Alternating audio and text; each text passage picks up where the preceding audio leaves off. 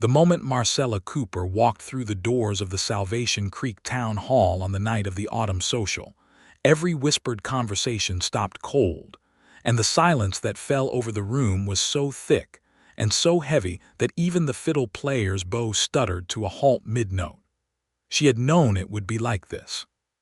She had told herself 100 times on the short walk from her small rented room above the seamstress shop that she would not flinch, would not lower her eyes, would hold her chin at the level it deserved to be held. She had made that promise to herself in the cracked mirror above her wash basin, staring at her own dark eyes until she believed the words.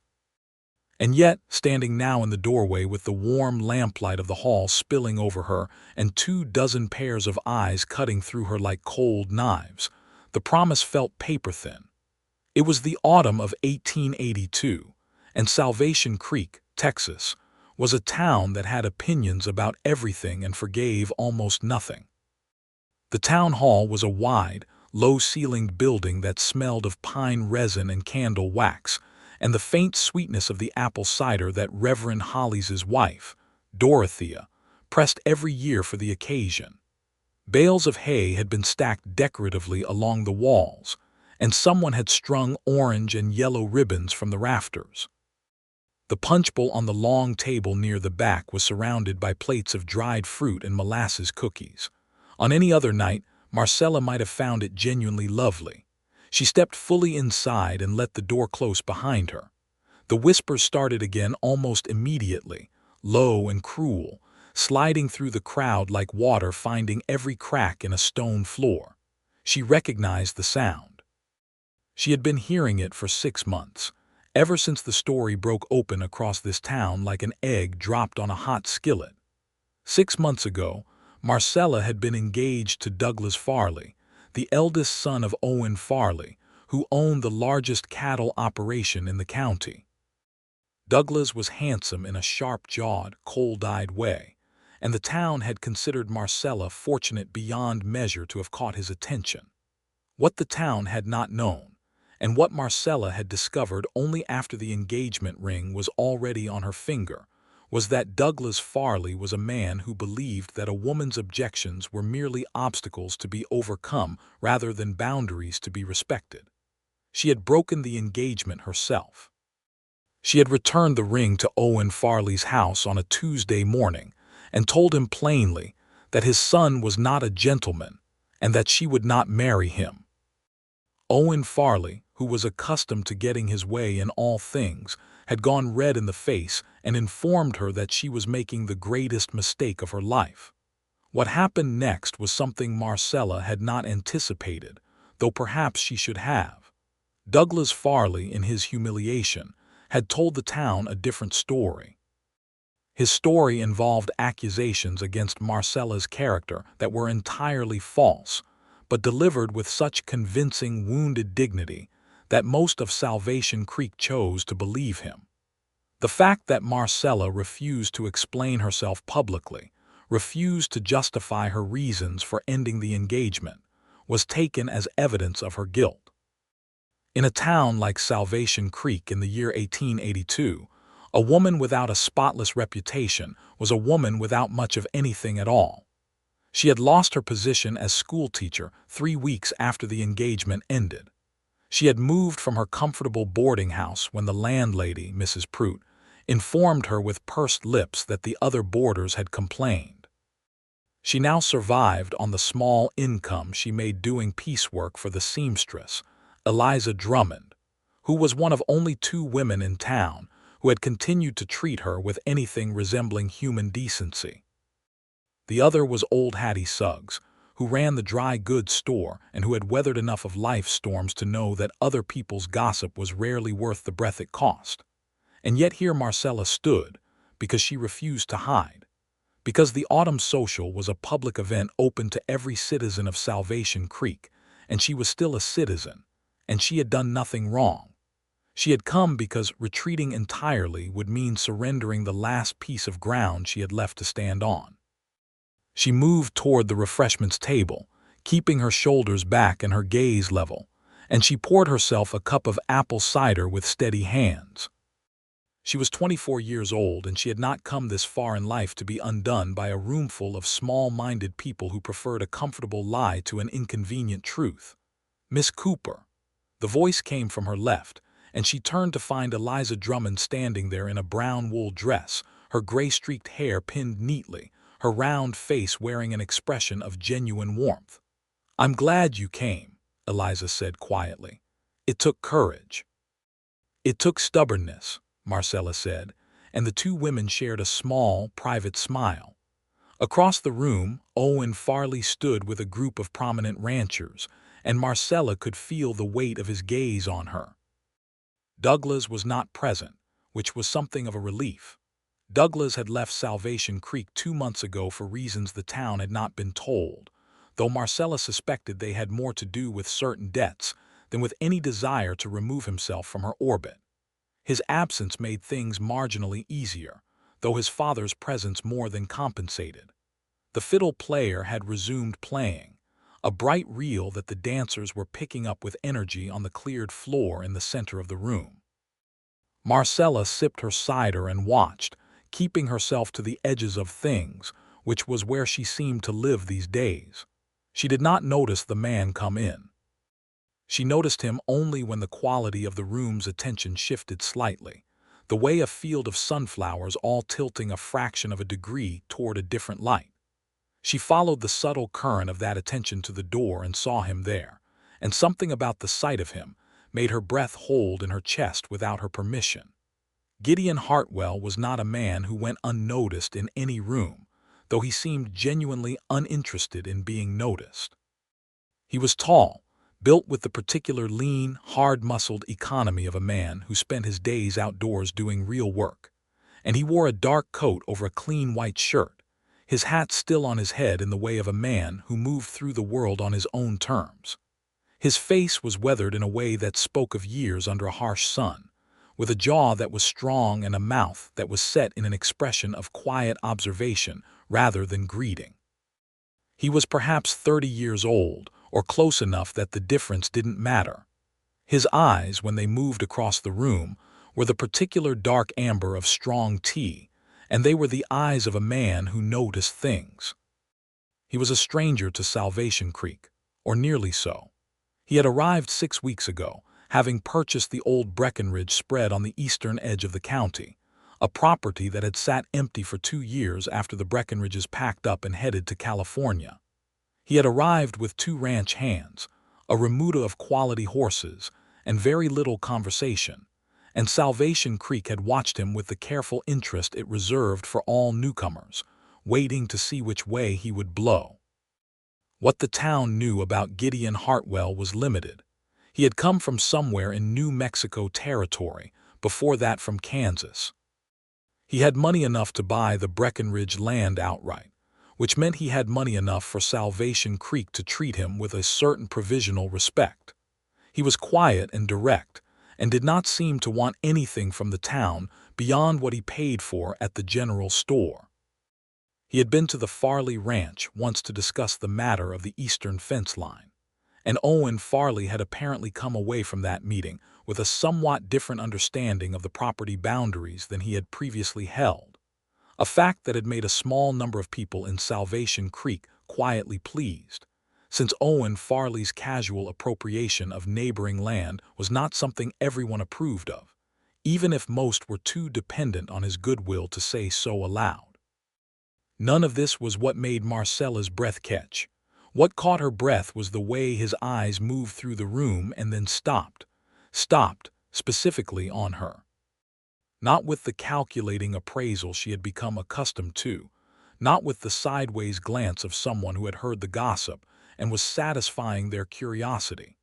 He looked at her the way a man looks at something he finds genuinely worth looking at, and then he gave a single, slight nod, as if he had decided something, and he moved toward the refreshments table.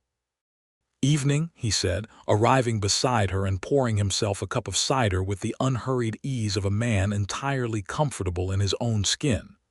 "Good evening," she said. "Gideon Hartwell," he said, and offered her his hand the way a man would offer it to any person worth the courtesy. She took it. "Marcella Cooper." He nodded as if this confirmed something he had already suspected. "I've been meaning to introduce myself to more of my neighbors," he said.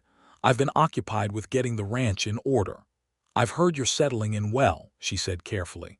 "Tolerably," he said, and there was the very briefest suggestion of something in his expression, something that might have been the ghost of a smile. "Your cider is better than anything I had in New Mexico." "Dorothea Hollies makes it," Marcella said.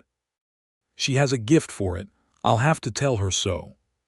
He leaned slightly against the table, not hovering, not pressing, just existing in the space beside her with a naturalness that she found disarming. "Are you dancing tonight, Miss Cooper?" The question landed in the air between them, and she felt the weight of every ear in the nearby vicinity tilt toward it. She also saw, in her peripheral vision, several women lean toward each other with the specific posture of people exchanging significant looks. "I had not planned on it," she said honestly. "The company at the refreshments table has been adequate." "Fair enough," he said, without any of the pressing insistence she had expected. He sipped his cider and watched the dancers for a moment. Then he said, "I've noticed that you seem to be the only interesting person in this room." She turned to look at him directly, because that required looking at directly. "That is a peculiar observation," she said. "Maybe," he said. "But I've been watching this room for 5 minutes and everyone else seems to be performing something. You're the only one who isn't." She was quiet for a moment, because there was truth in that, and because she was not sure how to respond to being seen clearly by a stranger, which was something that had not happened to her in a very long time. "I stopped performing 6 months ago," she said finally. "I found I didn't have the energy for it." He turned to look at her then, and the amber eyes held something steady and serious in them. "That must have cost you something," he said. "It cost me rather a lot," she said. "Usually does," he said. "In my experience, though, it costs less in the long run than the alternative." Before she could respond to that, the music changed to a slower waltz, and Owen Farley's wife, Georgina, who was a stout woman with a fondness for pearl buttons, made her way to them with the particular determination of someone who had been waiting for an appropriate moment. "Mr. Hartwell," Georgina said, with a smile that she directed entirely at him, and which carefully excluded Marcella from its warmth. "How wonderful that you came tonight. I believe my niece Helena would very much enjoy a dance with you. She has admired your property greatly and would love to hear about your plans for it." The implication was so transparent that Marcella had to look into her cider cup to keep her expression neutral. Gideon Hartwell regarded Georgina Farley with a polite but entirely unimpressed expression.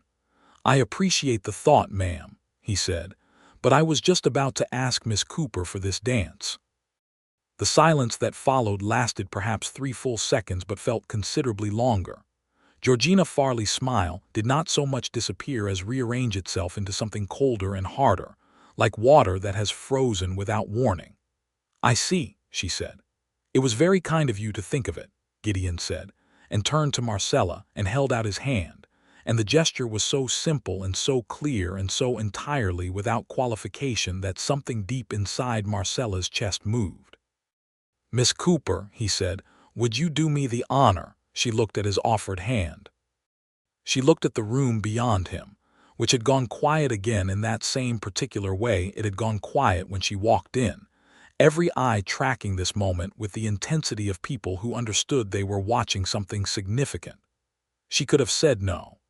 She could have protected herself from the renewed attention, from the gossip that would certainly follow, from the complications of being associated with a man that Owen Farley would now look at differently.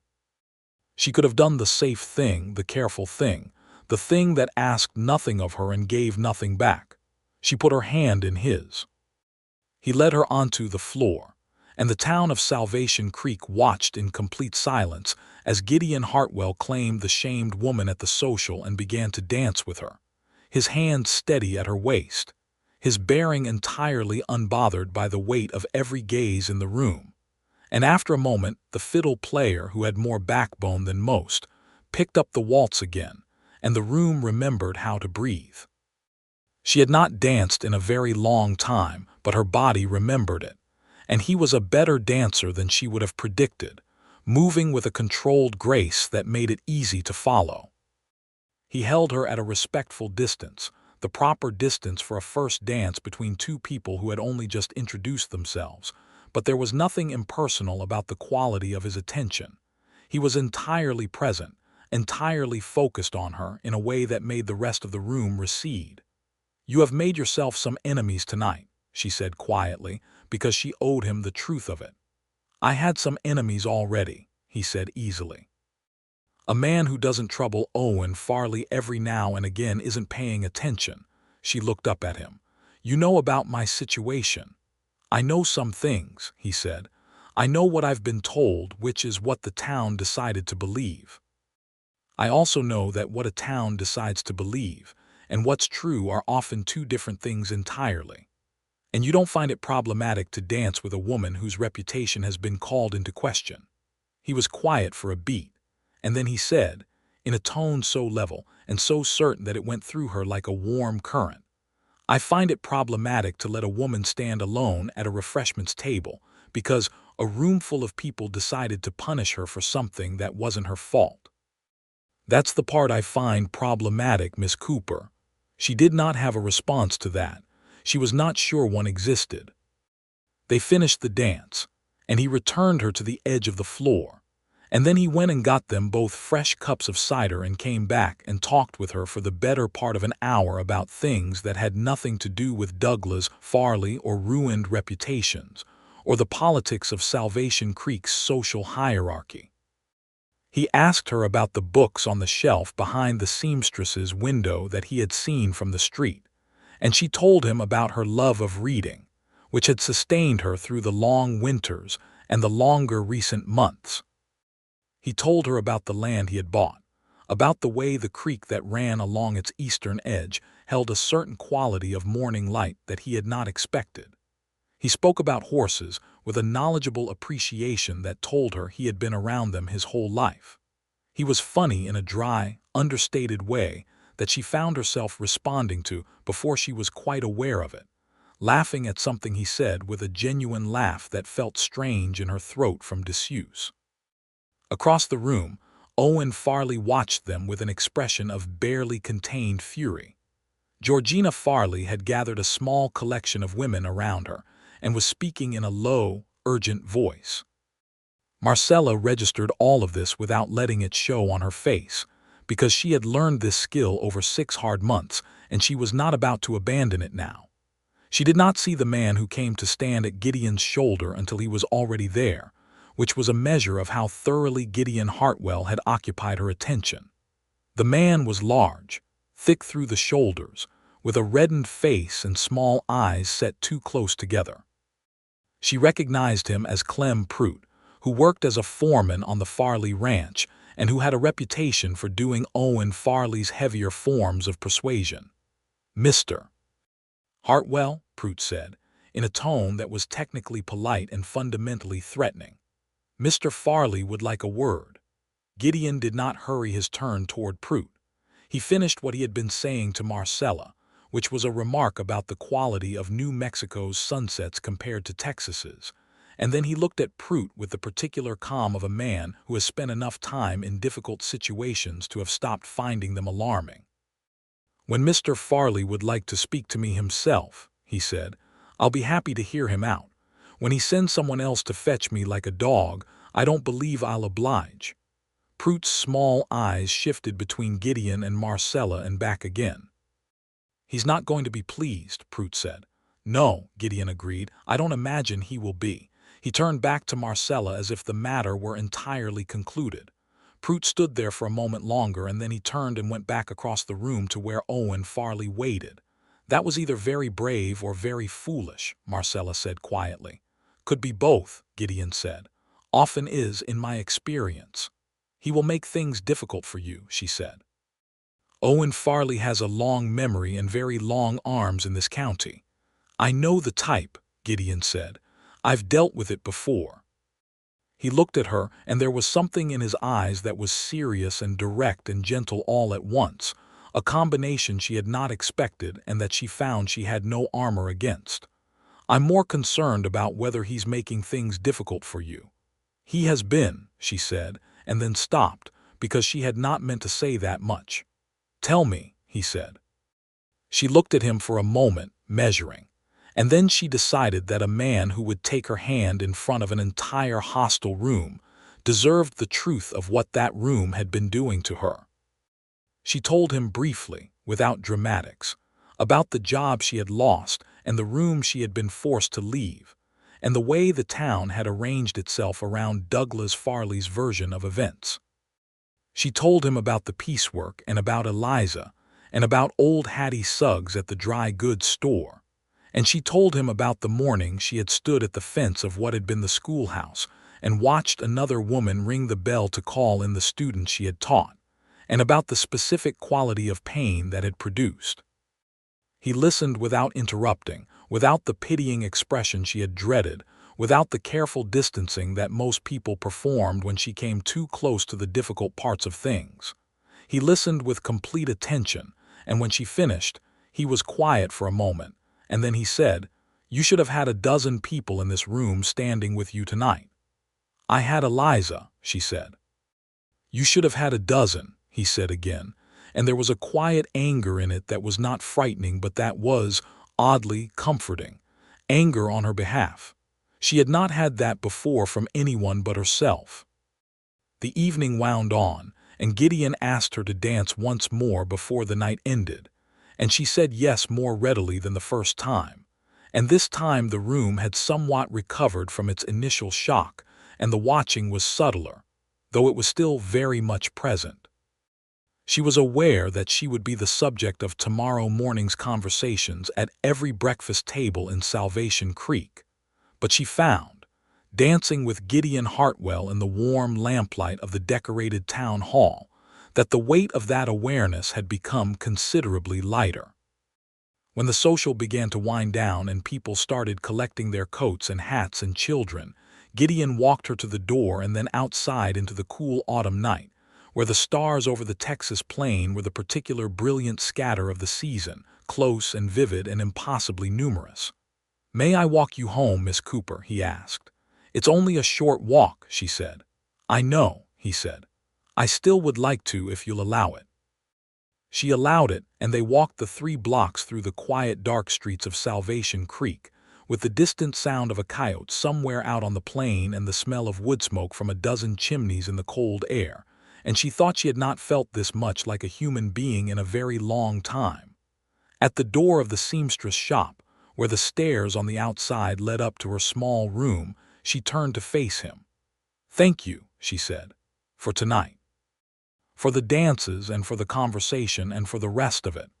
"It was my pleasure," he said, and he said it simply and meant it. "You have complicated your life considerably," she said, because she felt she owed him that clarity. "Miss Cooper," he said, and in the dark his amber eyes held a quality of warmth that had nothing to do with lamplight, "I've been living simply for a long time now. A little complication in a worthwhile direction doesn't trouble me at all." She stood on the bottom step so that her eyes were nearly level with his, and she looked at him for a moment and she said, "You are not what I expected." "What did you expect?" he asked. "I'm not entirely sure," she said honestly. "But not this." He smiled then, a full smile rather than the ghost of one, and it changed his face entirely, made it something warmer and younger and tremendously appealing, and she felt something shift in her chest that was not entirely comfortable and not at all unwelcome. "Good night, Miss Cooper," he said. "Good night, Mr. Hartwell," she said, and went up the stairs and did not let herself look back until she heard his footsteps begin to move away down the street. And then she looked, and he was already gone into the dark, and she stood there in the cold with her hand on the door and a feeling in her that she did not yet have a name for. The morning after the autumn social, Salvation Creek woke up and did what it always did with news of significance. It talked about it incessantly, from breakfast through supper and beyond. The story of Gideon Hartwell asking Marcella Cooper to dance was in every conversation by 8 in the morning, and by noon it had accumulated several elaborations and a variety of interpretations. none of which Marcella was privy to directly, but all of which reached her in fragments through Eliza Drummond, who ran the seamstress shop and who had excellent sources. "Georgina Farley is saying he didn't understand who you were," Eliza reported, snipping thread with the efficiency of long practice. "If he'd known your history, he would never have danced with you." "That's convenient for her," Marcella said, pinning the hem of a wool skirt that needed letting out. "Owen Farley went to see Reverend Hollis this morning," Eliza continued. "I don't know what was said, but the Reverend's wife came in for fabric an hour later looking like she'd bitten into something sour." "Owen is efficient," Marcella said. Eliza set down her scissors and looked at Marcella directly. "What do you think of him?" she asked. "Honestly." Marcella smoothed the fabric under her hands and considered being evasive, and then decided against it. "I think he is one of the most straightforwardly decent men I have ever encountered," she said. "And I think that either he genuinely doesn't care about what this town thinks, or he simply isn't afraid of it, and I'm not sure which of those is more remarkable." "Both would be rare enough," Eliza said. That afternoon, Marcella was carrying a package of finished alterations to deliver to the Hollies' house when she came around the corner of Main Street and found herself face to face with Owen Farley. He was coming out of the bank, and they nearly collided, and there was a frozen moment where they both stood still on the wooden sidewalk with 2 feet of air between them. Owen Farley was a man in his mid-50s, broad and heavy with authority, with a white walrus mustache and eyes the color of pewter that had spent decades looking at the world from a position of power. "Miss Cooper," he said. He said it the way he said it now, with a flat quality that stripped the courtesy down to its skeleton. "Mr. Farley," she said. He looked at her for a moment with those pewter eyes. "I'll give you some advice," he said. "Freely, without charge. Mr. Hartwell is new to this county. He doesn't understand how things are done here. He doesn't understand the associations that certain kinds of company can carry. When he comes to understand it, and he will come to understand it, you will find that his interest in your situation will evaporate quite promptly." He paused. "It always does," he said, and the cruelty of it was so clean and so practiced that she almost admired the precision. "Thank you for the advice," she said, and moved around him, and did not let herself shake until she had turned the corner and was out of his sight. And then she stood against the side wall of the hardware store and breathed carefully and told herself that nothing had changed, that he had said nothing she had not expected to hear, that she was still standing on her own 2 feet, and that was what mattered. She was still standing there when she heard boots on the wooden walk and looked up to find Gideon Hartwell approaching from the direction of the livery, carrying a coil of rope over one shoulder and wearing an expression of mild surprise at finding her standing against a wall in an alley. He stopped. He looked at her face, which she suspected was telling more than she wanted it to, and then he said, "What happened?" "Nothing," she said. "I ran into Owen Farley." He was quiet for a moment, and she told him what Owen had said, because there was no point in softening it, and because some part of her wanted to see what he did with the information. She watched his face while she talked, and what she saw there was not anger exactly, but something more controlled than anger, something that moved through his eyes and settled into a particular quality of resolve. "He's wrong," Gideon said when she finished. "He might not be," she said honestly. "Most people do eventually decide that the path of least resistance is the easier choice." "I'm not most people," he said, and there was no arrogance in it, just a statement of fact, the same quiet certainty with which he said everything. She looked at him and she thought, standing there in the thin autumn sunlight with the smell of dust and horses and wood smoke around them, that she was in serious danger of trusting this man. That was a thought that frightened her considerably more than Owen Farley's threats, because trusting someone was the one thing she had been most careful not to do since her world had come apart, and because the particular quality of danger that came with trusting Gideon Hartwell was not the kind of danger she was practiced at. "I should deliver these alterations," she said. "I'll walk with you," he said, and she did not say no. They walked together through the streets of Salvation Creek, and people watched them, and some people looked away, and a few nodded, and one or two gave Marcella looks of cool appraisal that she returned with levelness. And old Hattie Suggs appeared in the door of her dry goods store and gave them both a warm, weathered smile that Marcella held onto for the rest of the afternoon. Over the next 3 weeks, Gideon Hartwell became a fixture in Marcella's days, with a naturalness that she observed with something between wonder and wariness. He came to the seamstress shop not for seamstress work, but for conversation, appearing in the doorway 2 or 3 times a week in the late afternoon when the day's ranch work was done, hat in hand, with the easy manner of a man who knew where he was welcome and did not make himself scarce there. He brought things sometimes. A bundle of late autumn wildflowers he had seen by the creek road and thought she might like, a book he had found at the traveling merchant's cart, a portion of a pie his ranch hand Miguel's wife had sent over in excess. He told her about the ranch, about the work of rebuilding a property that had been neglected for 2 years, about the horses he was breeding and the particular philosophy he had about the relationship between a rider and a horse. He had strong opinions about things, she discovered, but he expressed them without the need to impose them, which she found refreshing after years of men who mistook volume for authority. He listened to her opinions with genuine interest, debated them seriously, and twice changed his own position mid-conversation when she gave him sufficient reason, which was one of the most attractive things she had ever seen a man do. She told him things, gradually. She told him about her father, who had been a schoolteacher himself in Missouri, and who had taught her to read before she was 4 years old, and given her his library and his deep conviction that knowledge was the one thing no one could take from you. She told him about coming to Texas at 18 with her mother and her younger brother after her father died of a fever, about building a life from scratch in a new place. Her mother had died 4 years ago, and her brother had moved to San Antonio, and she wrote to him weekly and he wrote back monthly, and it was, she said dryly, a somewhat uneven correspondence. Gideon laughed at that with the full, warm laugh she had been discovering he had underneath the quiet reserve, and she found that drawing it out of him had become something she thought about. She asked him about his own past, carefully, because she sensed there were parts of it that required some delicacy.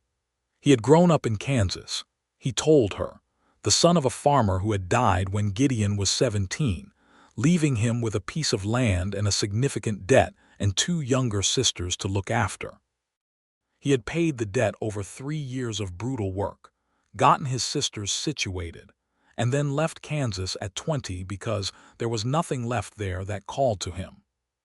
He had spent several years in New Mexico territory doing ranch work, then trail driving, then ranch managing, and he had saved carefully and learned everything there was to learn about cattle and horses and the management of land.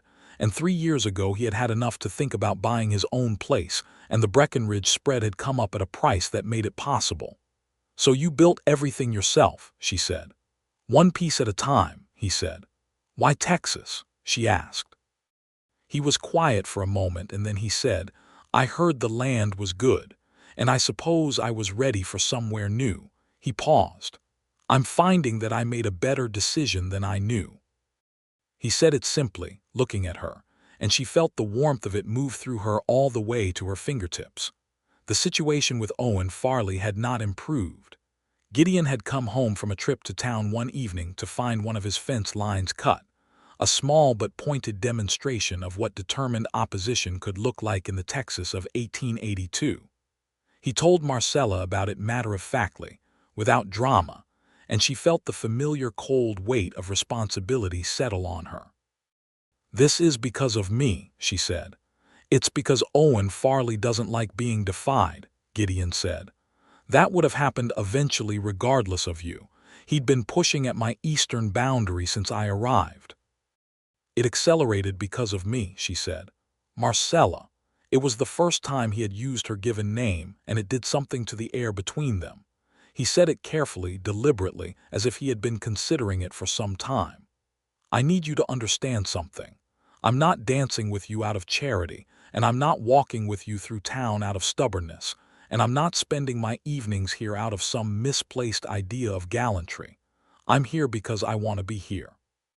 Because I want to know you. Everything else is a consequence I've chosen to accept, and it's a choice I've made for myself, not one you've made for me." She looked at him for a long moment.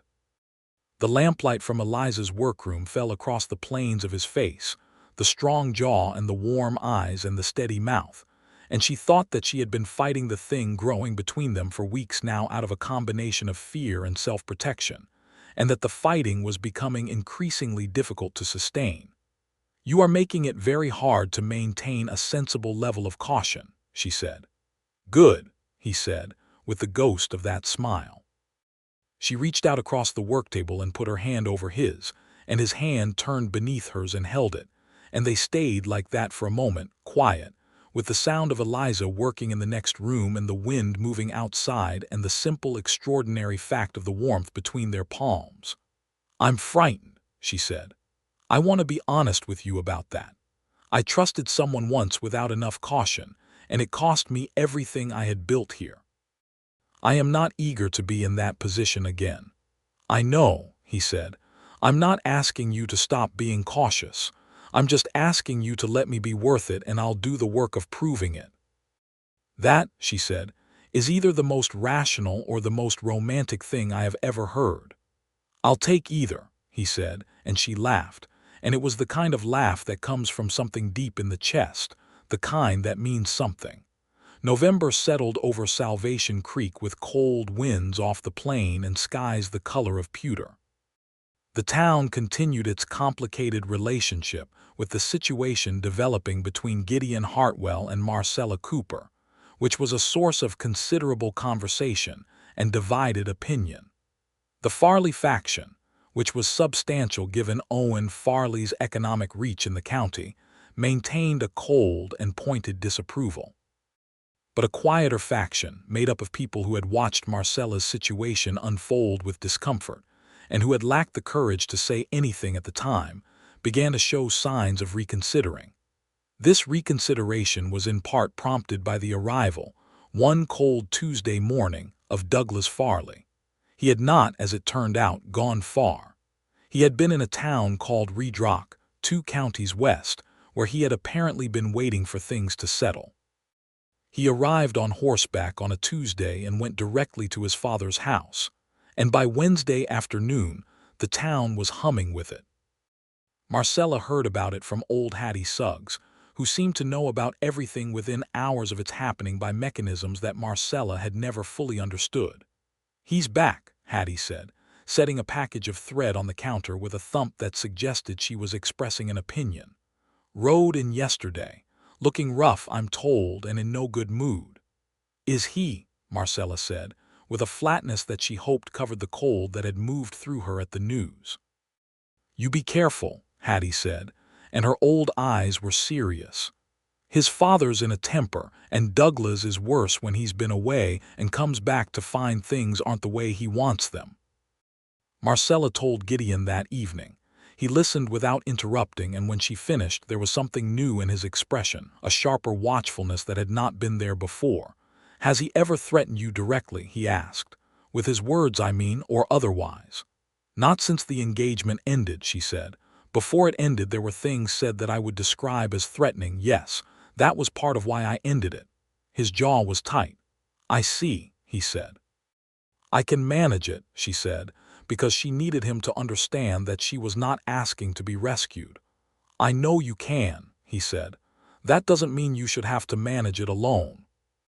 She looked at him across the table and something shifted in her, a deep tectonic thing, a movement in the bedrock of her. "You are a very particular kind of man," she said softly.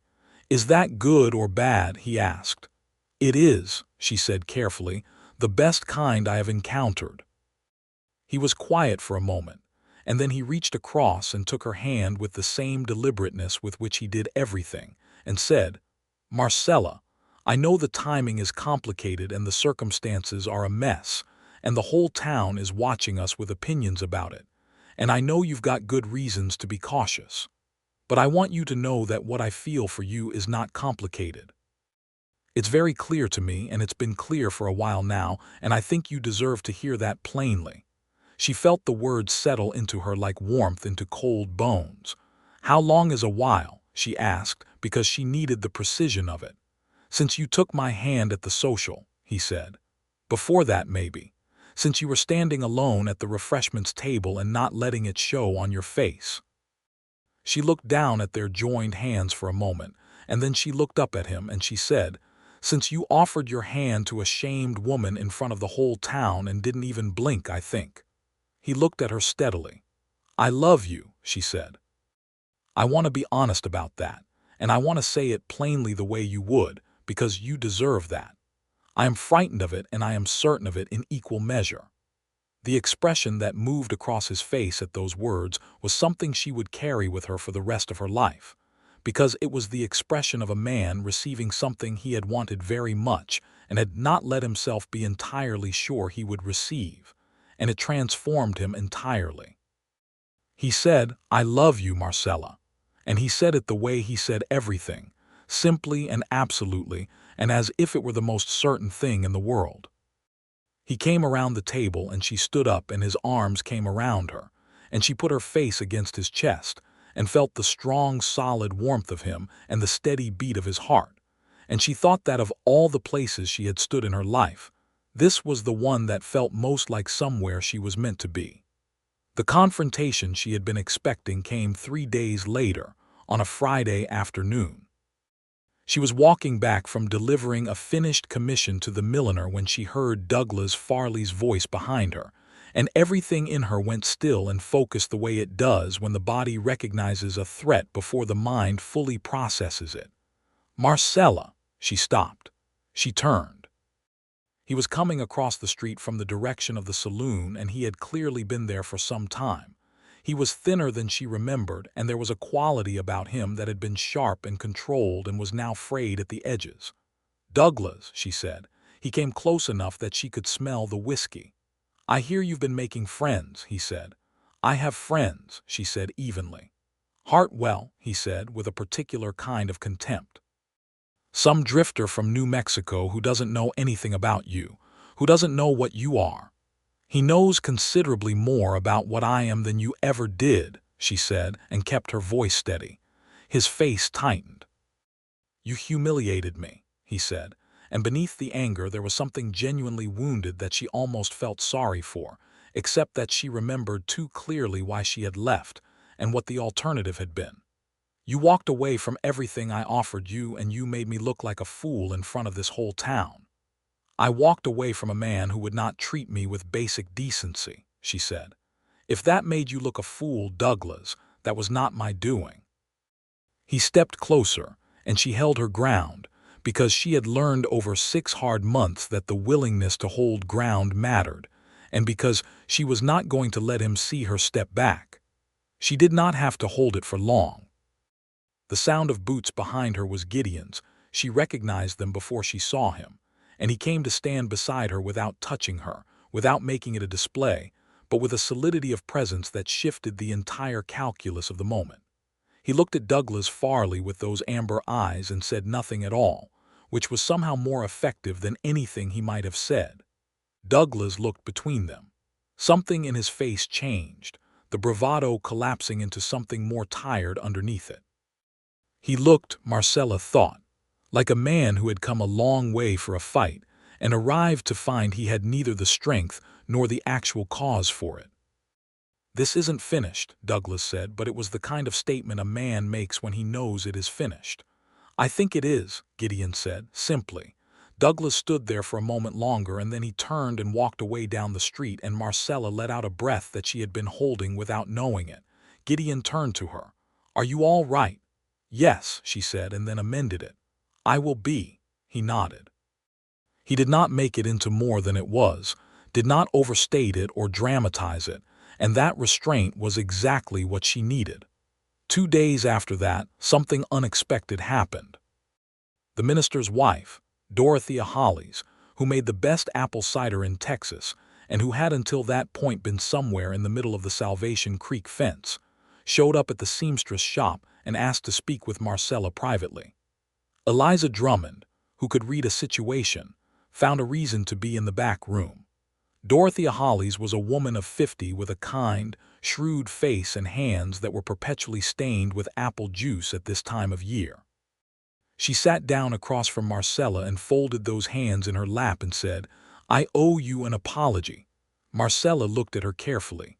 "Ma'am, I knew, when this whole business began 6 months ago, that there were things about Douglas Farley's character that did not add up with the story he was telling," Dorothea said.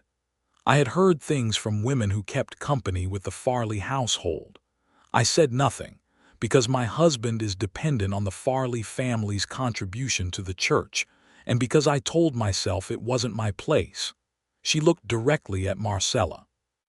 "I was wrong, and I have been watching you conduct yourself with dignity for 6 months against treatment that you did not deserve, and when I saw Mr. Hartwell take your hand at the social, I felt ashamed of myself. So I am here to say so." Marcella was quiet for a moment because the apology was unexpected and because it was genuine, and genuine things required genuine responses. "Thank you," she said. "That means more than I can adequately say." "I would like if you're willing to make some amends," Dorothea said. "I have spoken to several women I trust. We would like to see you reinstated as schoolteacher. Miss Henley, who took the position after you, has been frankly inadequate, and the children deserve better. I believe, if the right people speak to the school board, and if the school board hears from enough voices, the outcome could be a different one than it has been." Marcella felt something shift in her chest so profoundly that she had to look away for a moment to compose herself. She had loved teaching with every part of herself, and the loss of it had been the wound that had not healed because it was the one that touched her father's memory, his legacy, the work they had both believed mattered most. "I would like that very much," she said when she could trust her voice. Dorothea nodded with decision. "Then leave it with me," she said. She did leave it with her, and what Dorothea Hollies and a carefully assembled group of women did over the following 2 weeks was the kind of sustained, determined social maneuvering that polite society is very good at when it decides to move in a direction. And the outcome of it was that, on a Thursday morning in late November, Marcella received a formal letter from the school board of Salvation Creek, informing her that her position as teacher had been restored, effective the first Monday of December. She read the letter 3 times, then she went to find Gideon. He was at the livery, which was where he often stopped in the late morning when he came to town for supplies, because he had formed a genuine friendship with the livery keeper, a man named Samuel Oakes who knew as much about horses as anyone in the county. She found him there, deep in a conversation about the winter feeding requirements of a particular breed, and he saw her face when she came through the door and stopped what he was saying and straightened. "What happened?" he asked. "Something good by the look of it." She held out the letter, and he read it, and the smile that came onto his face was the full, warm one, and she launched herself at him with a completeness of impulse that surprised her, throwing her arms around his neck, and he caught her and held her up, and she was laughing and he was laughing, and old Samuel Oakes leaned on his pitchfork and looked at them with the expression of a man watching something fine. December came in cold and bright, with frost on the wagon wheels in the mornings and the smell of snow waiting somewhere in the north. Marcella returned to the schoolhouse on the first Monday of the month, and the children who had known her before came in with a quality of gladness that made her throat ache, and the new children who had only heard of her came in curious and left converted, which was how it had always been with her and children. She was good at teaching the way some people are born good at something, not just capable but genuinely gifted, and the feeling of the chalk in her hand, and the sounds of learning in the room, and the deep continuous satisfaction of watching something difficult become understood, were things she had not known how much she had missed until she had them back. Owen Farley was not pleased by the school board's decision. He attended the next board meeting and expressed his displeasure formally, and the board, which had made its decision based on the weight of Dorothea Hollies' coalition and its own assessment of teaching quality, did not change it. Owen Farley left the meeting with the particular tight-jawed expression of a man discovering that his influence has limits, and this discovery did not improve his disposition. Douglas Farley left Salvation Creek again 2 weeks after his return. Where he went, Marcella did not know and did not ask. She heard, through the network that Hattie Suggs maintained, that he had gone to Houston, and that was enough. The chapter of Douglas Farley closed quietly, without the dramatic confrontation she had half expected, and the absence of it was its own kind of relief. Christmas was coming, and Salvation Creek prepared for it with the combination of festivity and hard practical work that characterized frontier life in the early 1880s. Trees came down from the hills, and the storefronts on Main Street put up decorations, and the smell of baking began to fill the air in the mornings and the evenings. On a Saturday afternoon 2 weeks before Christmas, Gideon took Marcella out to see the ranch for the first time, and the drive out in his buckboard through the cold, clear air with the land spreading out around them in its winter colors, all amber and rust and the deep green of cedar, was one of the most genuinely beautiful experiences she had had in years. He showed her the house, which was solid and larger than she had expected, built of good Texas limestone with wide windows and a deep front porch. And he showed her the barn and the corrals and the horses, 3 mares who came to his hand with the trust of animals that have been consistently treated well. And he showed her the creek that ran along the eastern edge with the light on it that he had told her about. She stood at the edge of the creek with the cold water moving over the stones and the winter sky reflected in it, and Gideon came to stand beside her, and they were quiet for a moment, and then he said, "What do you think?" "I think it's beautiful," she said. "I think you've built something real here." "I've been thinking," he said, and the quality of his voice was a little different, a little careful, and she felt the quality of the moment change. He turned to face her, and his amber eyes were very serious and very warm at the same time. "I've been thinking about asking you something, and I've been turning over the right way to say it, and I've come to the conclusion that the right way is just directly." She looked at him and waited, and her heart was doing something large and certain in her chest. "Marcella Cooper," he said, "I would like you to marry me. I would like you to be my wife and build this life with me here. And I want to be clear that I'm asking not out of any sense of duty or rescue or anything complicated like that, but because you are the person I want to be with, and because this place is better with you in it, and because every morning for the last 2 months I have thought of you before I thought of anything else, and I would very much like to have that not be separated by several miles." She felt the tears come, and was neither surprised nor ashamed of them. She looked at him, at this man who had walked across a hostile room to take her hand, who had stood beside her without being asked, who had listened to her and argued with her and made her laugh and held her when she needed it and given her space when she needed that, who had never once made her feel like she was something to be managed or handled or rescued, but had instead treated her like an equal whose choices were her own. "Yes," she said. "Gideon, yes."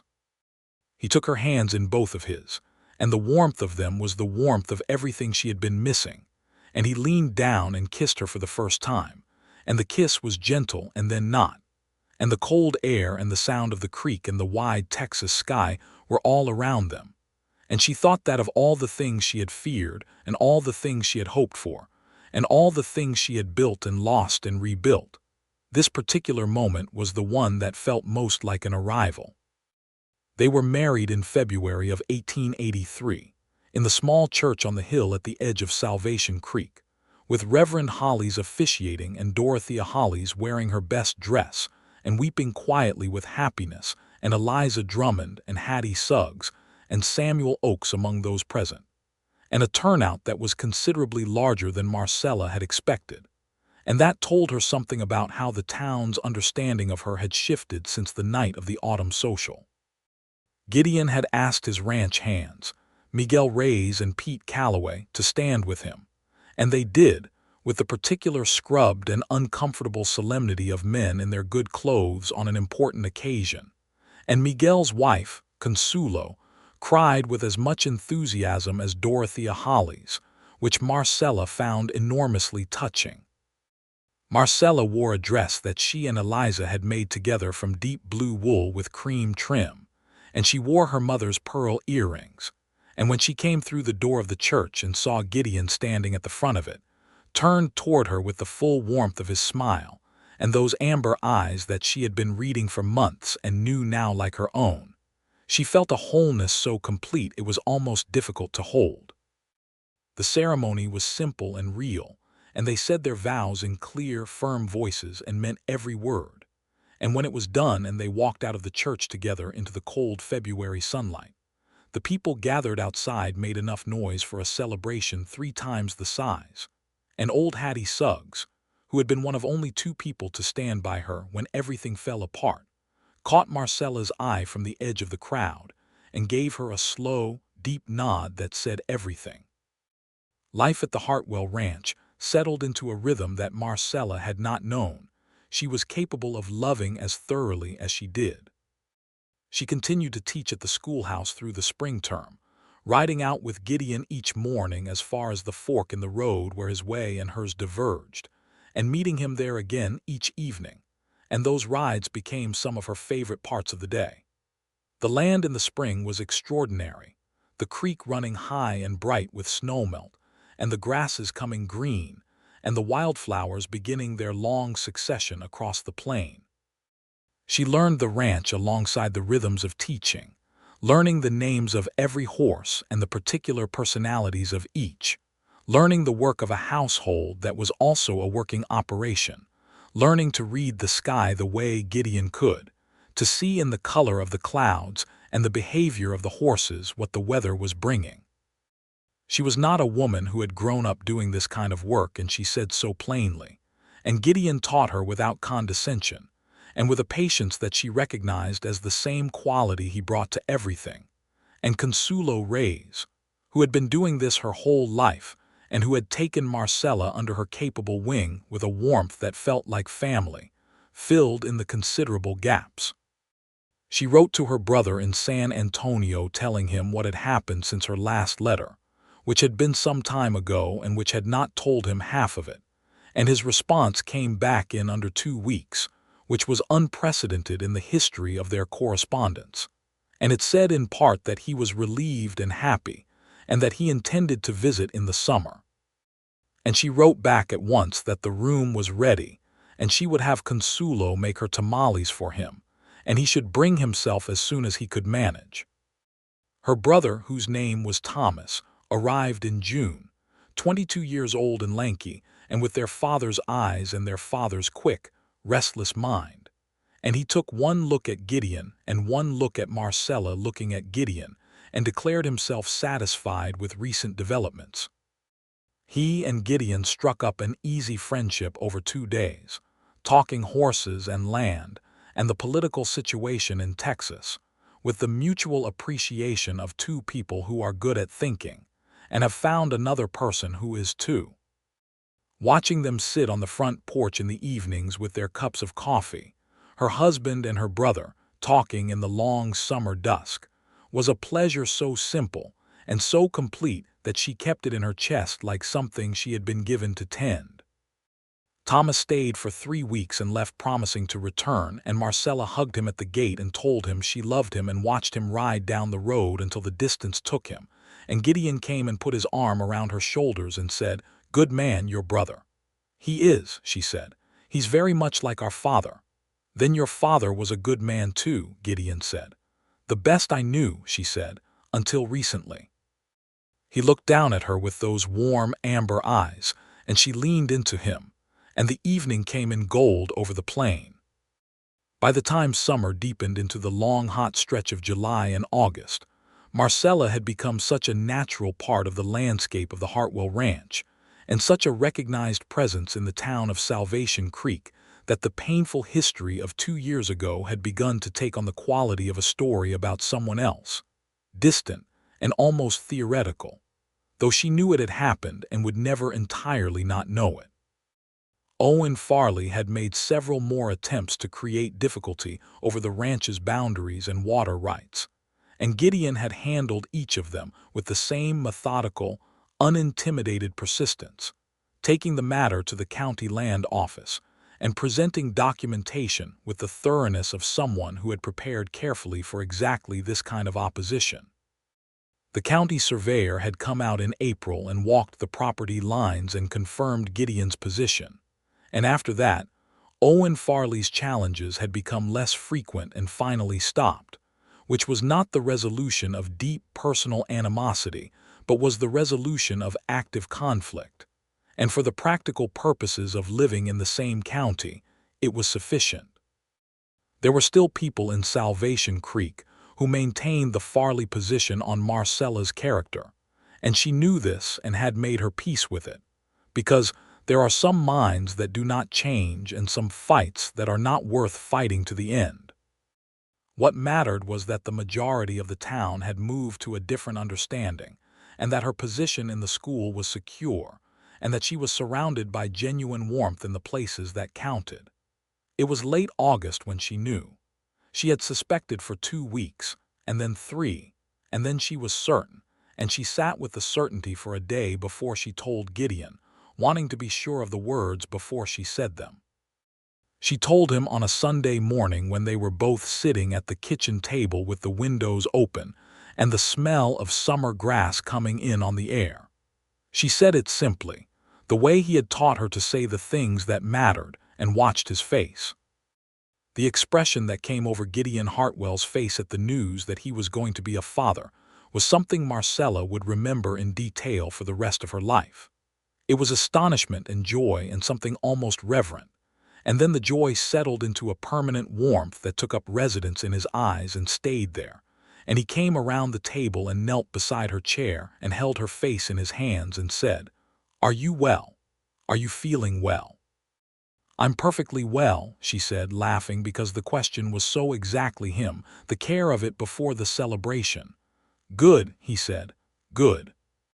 And then the grin came, the full one, and she threw her arms around him and they held onto each other with the simple, extraordinary fact of it between them, a new life already making itself known in the world they had built together.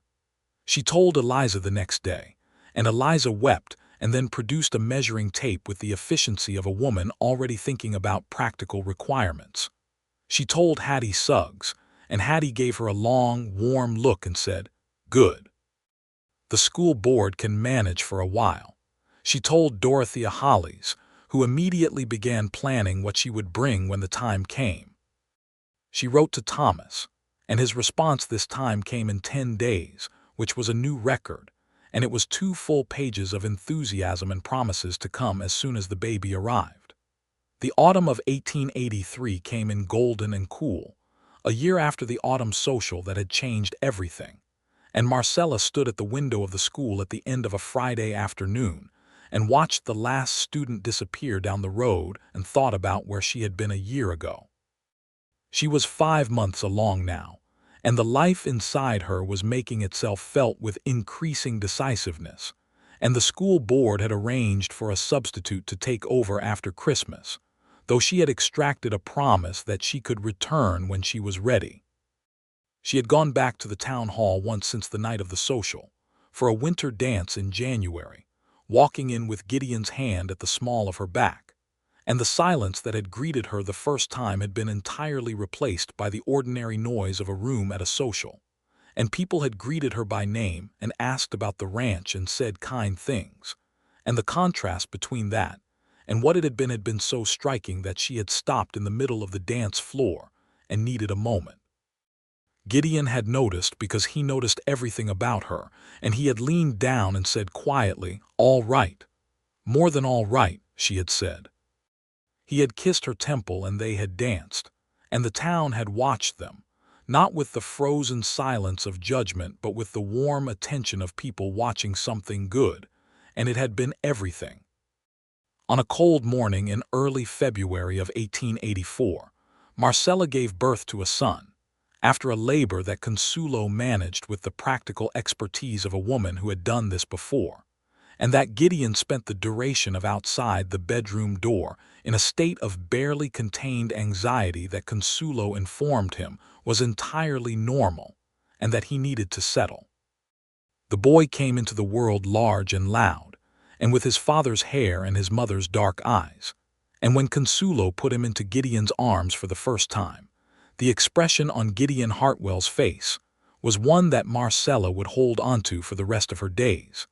The expression of a man receiving something so far beyond what he had allowed himself to hope for that he did not entirely know what to do with it except hold it very carefully.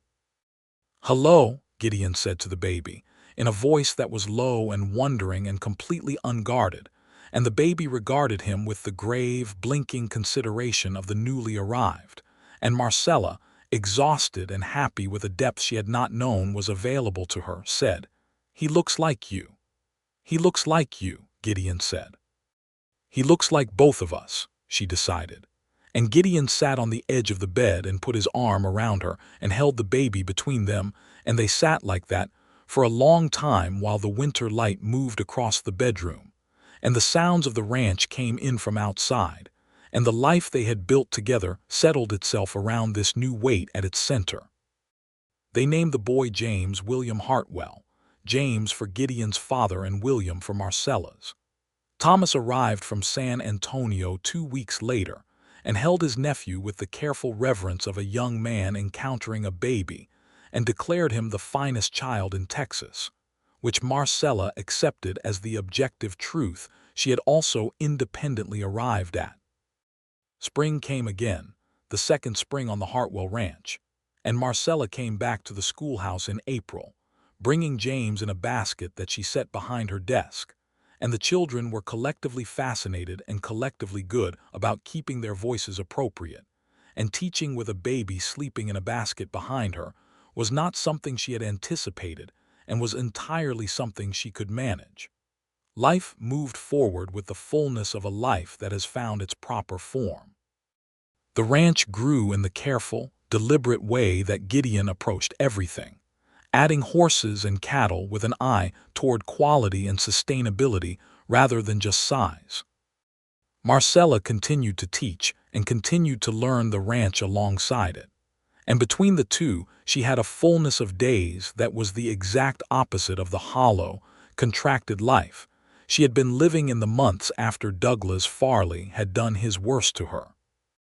Owen Farley got old, and the county got bigger, and the Farley operation was no longer quite the unchallenged force it had been, and the particular quality of his power in Salvation Creek softened with time to something more ordinary and less threatening. He and Gideon never became friends, but they eventually reached the cautious mutual acknowledgement of two men who have decided that active conflict is no longer worth the energy, which was sufficient. The town of Salvation Creek itself changed in the years after 1882 and 1883, as all towns change, growing and shifting and losing some people to age or distance and gaining others from the steady flow of settlers that continued to move through Texas in those years. The schoolhouse expanded, and the church got a new bell, and a proper doctor came and stayed, and the railroad came through the county in 1886 and changed the pace of commerce and movement.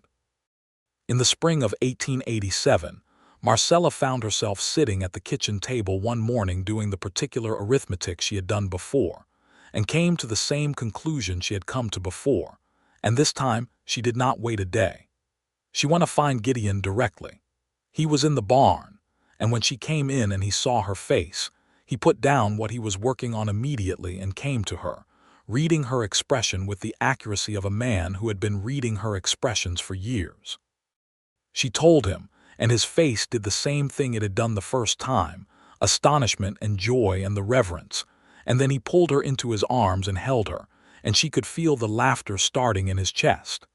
"James is going to be insufferably proud of himself," he said, meaning that their 4-year-old son had been informing anyone who would listen for several months that he intended to have a brother. "He may be disappointed," she said. "He will recover," Gideon said, and kissed her hair, and held her in the morning light of the barn with the horses moving quietly in their stalls around them.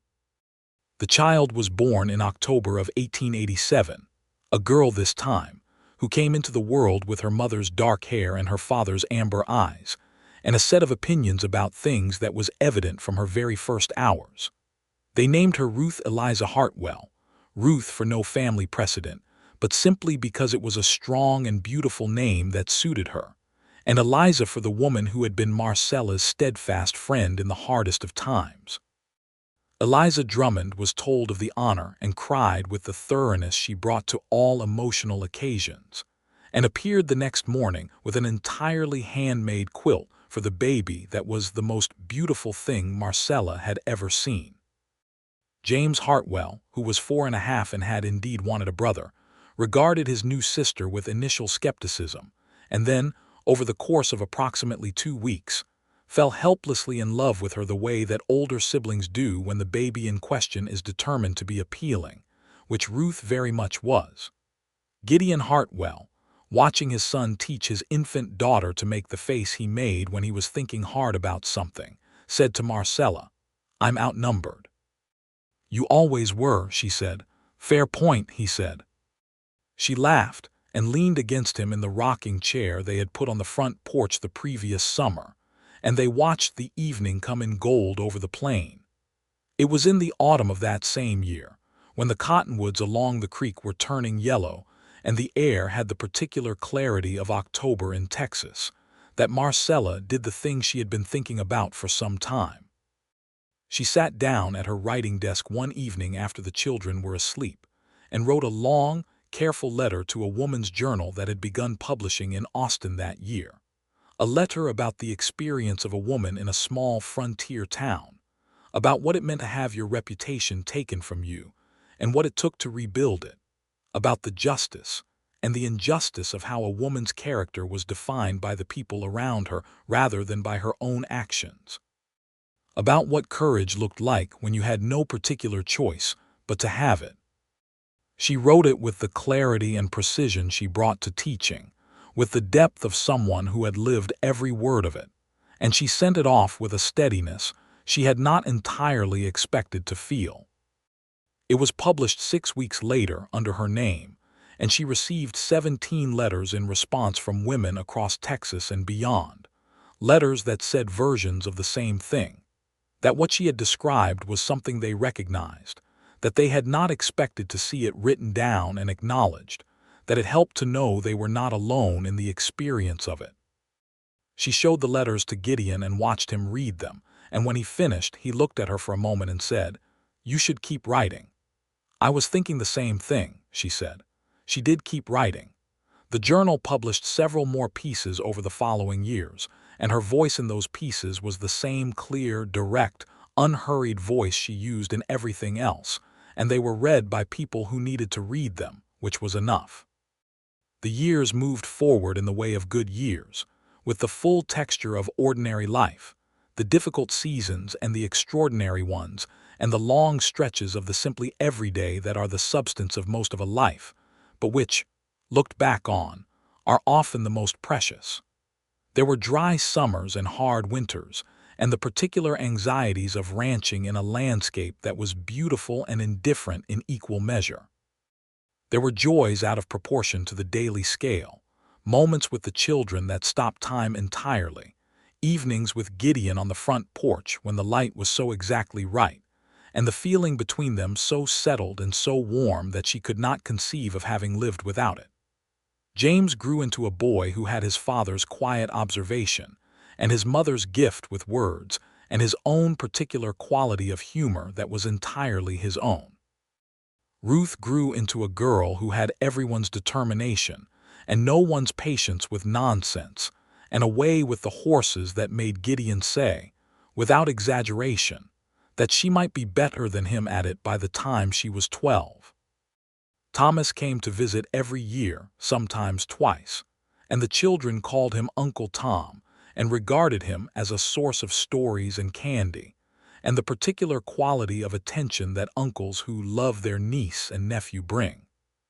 He married a schoolteacher named Clara in 1889 and brought her on the visit that year, and Marcella loved her within 20 minutes, which was the exact amount of time it took for Clara to have a direct and clear-eyed conversation with her, and for Marcella to recognize in her the same quality of honest intelligence that she valued in Thomas.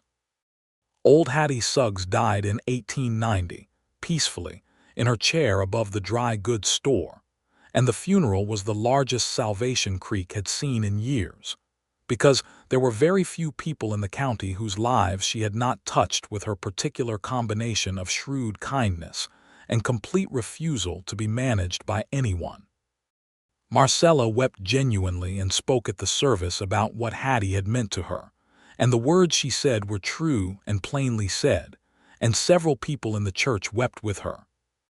Eliza Drummond continued the seamstress shop into her 60s, slowing down gradually and training a young woman named Alice who had come to Salvation Creek in 1886 and who had the hands for it. And the shop on Main Street continued to smell of wool and thread, and the particular combination of quiet and industry that had been Marcella's refuge in the worst of times and her community in all the times after. There came a day in the autumn of 1892, exactly 10 years after the night of the autumn social that had begun everything, when Marcella and Gideon walked together into the town hall for the annual social, and the room was full of people who knew them and greeted them and made space for them in the warm lamplight. And there was nothing remarkable about the way they walked in except that they walked in together, which was remarkable for the reason that everything that had followed from the first time was remarkable. Gideon took her coat and she smoothed the front of her dress, and James, who was 8 years old and considered himself extremely important at a town social, went immediately to find the refreshments table, and Ruth, who was 5 and had her father's amber eyes and her mother's precise mouth, put her hand into Marcella's and looked around the room with the thorough assessment of a child who misses nothing. "Mama," Ruth said, "why is that lady staring at you?" Marcella followed Ruth's gaze to find Georgina Farley, older now, watching her from across the room with an expression that was no longer quite hostile but not yet warm, something in between that had been arrived at over 10 years of proximity and the gradual erosion of positions that were very difficult to maintain indefinitely in the face of the evidence. "Old history," Marcella said. "What history?" Ruth asked, because she was 5 and did not yet accept the sufficiency of that answer. "Come on," Gideon said, and took his daughter's other hand. "Let's go find your brother before he eats everything at the table." Ruth allowed herself to be redirected, and they moved through the room, and people smiled at them, and the music started up, the fiddle bright and warm, and Marcella thought about the woman who had stood alone at the refreshments table on a night very like this one with a cup of apple cider and the determination not to flinch. And she thought about the man who had walked across the room toward her, and she thought about the hand he had offered and what she had done with it. Later that night, after the children were asleep in the back of the buckboard on the drive home, wrapped in quilts with the stars moving overhead, Gideon and Marcella sat side by side on the driver's seat in the cold, clear air, and she leaned her head against his shoulder the way she did when she was very at peace, and he drove with one hand and put the other around her, and the land spread out dark and enormous and beautiful on all sides. 10 years, she said, after a while. 10 years, he agreed. She was quiet for a moment, listening to the sound of the horses on the road and the cold wind in the grasses, and the distant call of an owl somewhere in the dark. "I walked into that room terrified," she said. "I walked in certain that nothing good was going to come from it and that I was going to hold myself together by sheer stubbornness and go home and cry and get up and do it again." He was quiet, listening, with the quality of listening he had always had, complete and unhurried. "And instead," she said, "you were there." He turned to look at her, and in the cold dark his eyes had the warmth she had been reading for 10 years and knew as well as anything in the world. "I almost didn't go," he said. "I almost decided it wasn't worth the drive into town." "What made you go?" she asked. "Miguel's wife said she'd made extra food for the social and she wasn't carrying it into town herself," he said. And the dry delivery was so perfectly timed that she burst out laughing, and he was grinning, and James stirred in the back and muttered something and went back to sleep. She was still laughing softly when the ranch came into view, The limestone house with its lights in the windows and the corrals and the barn dark and solid, and the smell of home coming to them on the cold air, wood smoke and horses and the dry sweetness of autumn grass. And she thought that she had stood once in a room full of people who thought they knew what she was worth, and had found the whole of her worth in a man who had simply walked across the floor toward her and asked her to dance. She took his hand, there on the seat with the horses carrying them home, and he held it with the same steadiness with which he had always held it, that strong, warm certainty that she had built her life alongside and into. And the stars over the Texas plain were the same brilliant scatter they had always been, ancient and indifferent and impossibly beautiful. And the life between the two of them was full and real and entirely theirs. They put the horses up together, the children carried sleeping from the buckboard into their beds, the house shut against the cold, the lamps turned down. They stood in the kitchen for a moment in the dim light, as they often did, neither of them in a hurry for the day to end, and he reached out and tucked a strand of hair behind her ear with the gentleness that always surprised her, though she had been receiving it for 10 years, and she put her hand against his chest over his heart and felt the steady beat of it. "Gideon," she said. "Marcella," he said. She smiled. "I love you," she said. "I love you," he said, and meant it with the entirety of what he was, the same way he had always meant everything he said to her, with the full weight of his honesty and the warmth of his nature, and the steadiness that was the through line of everything he did. She kissed him in the kitchen, in the dark house with their children sleeping and the horses settled, and the cold outside and everything warm within, and the kiss was easy and deep and familiar and still electric, because some things do not diminish with familiarity but only deepen, and what was between them was one of those things. Outside, the Texas night spread itself vast and cold and full of stars, the way it had on the night of the autumn social when they had first walked out together into the dark, and on the 100 nights after that, and on all the 1,000 ordinary nights that had been the fabric of the extraordinary life they had made, stitch by stitch, from the moment a cowboy had crossed a silent room to claim a shamed woman's hand, and remind a whole town that decency was not a thing that required anyone else's permission. They were home. They had been home for a long time. They would be home for all the time that was left to them, and it would be enough, and it would be more than enough, and it would be everything.